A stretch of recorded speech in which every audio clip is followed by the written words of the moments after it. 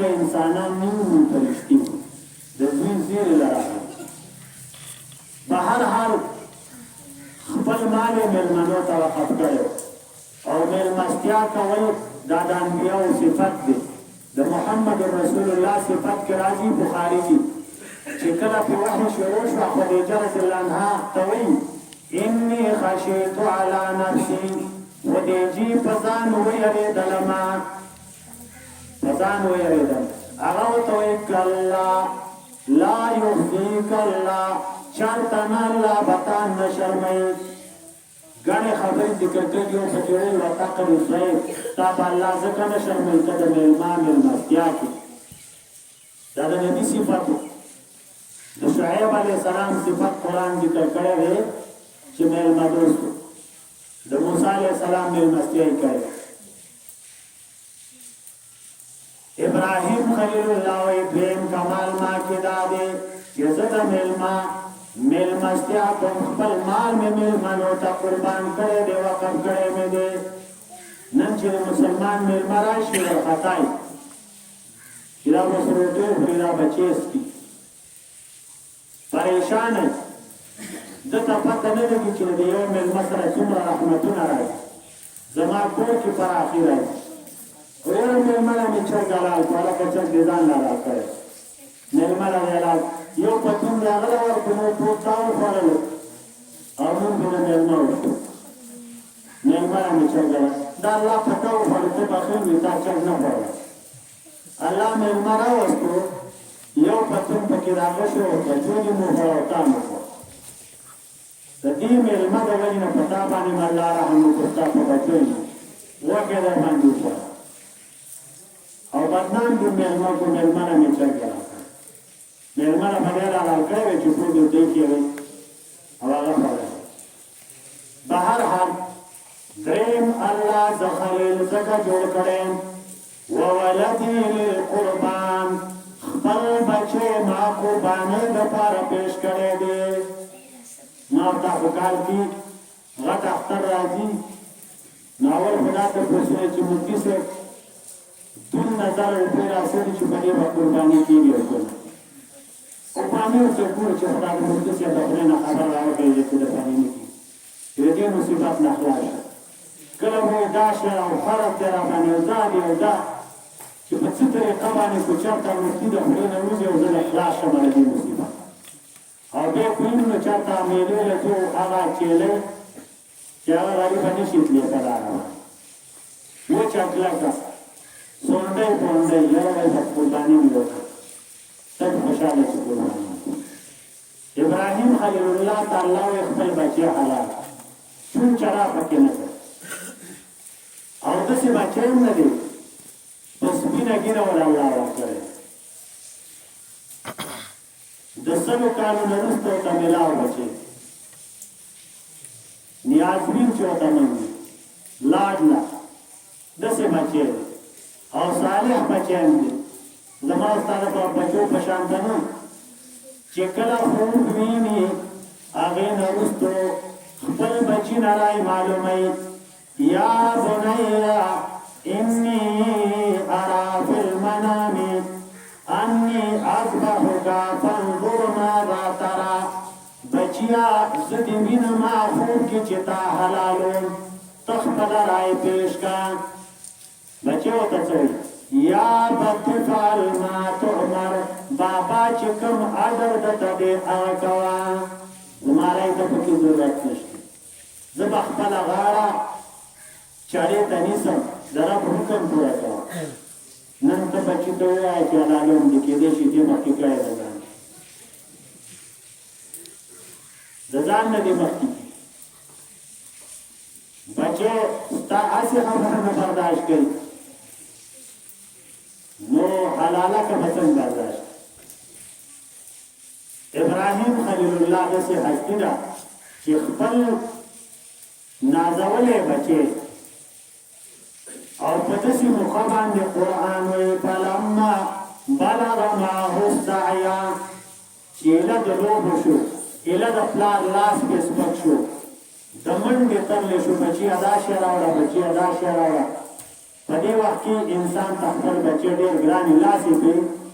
دمش بس صرف اجر کې بچی پسې خطر او په دغه موقع الله ورته دا حلال ډېره ګرانه الله ځکه دوست جوړ کړی به هر حال واقع اوږده ده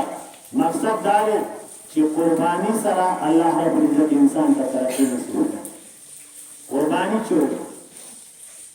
ابراهیم خلیل الله آخري خبره کوي وقلبه للرحمن ما زړه الله ته ورکړی دی دې کې د بل چا محبت نشته دې کې د یو الله مینه کله چې زړه کې د الوهیت مینه د یو الله دا انسان به د ترقۍ په لار روان ما او تاسو زړه نه دی سم منډهیي ده هر څه پکې میلایي او د خدای ټول مینه د مخلوق نه ساتي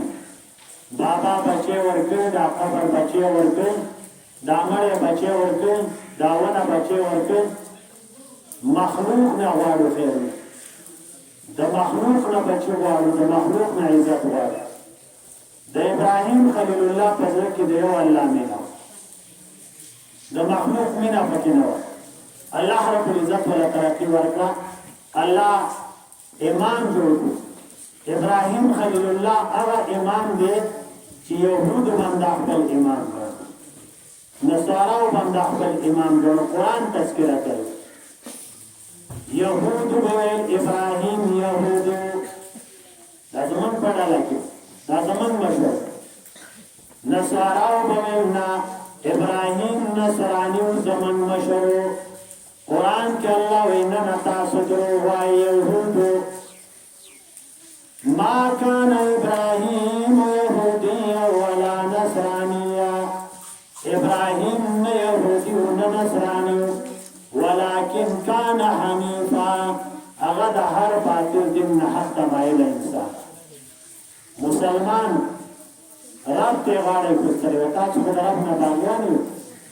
تاسو مشر نو د مسلمانانو نشو په هر حال وخت کم دی منګا تاسو د درس نه تاسو د ځای ته او تاسو هم انتظار کړئ الله دې تاسو له اجر درکړي دا کوم آیات چې ما ویلو د سورۃ بنی اسرائیل دې آیات کې الله وایي ان هذا القرآن يهدي للتي یقینا دا قرآن ودنا کوي اغلار هي اقوم چې غني غلاردا ما تعالی سبحانه وتعالى اهدنا الصراط المستقيم الله پس سملار روان تا الله وی پتر اشتیا سملار غواړي پس سملار تل غواړي نو قران سملار ته بوتل کوي سورۃ بقره اول کې ذالک الکتاب لا ریب فیه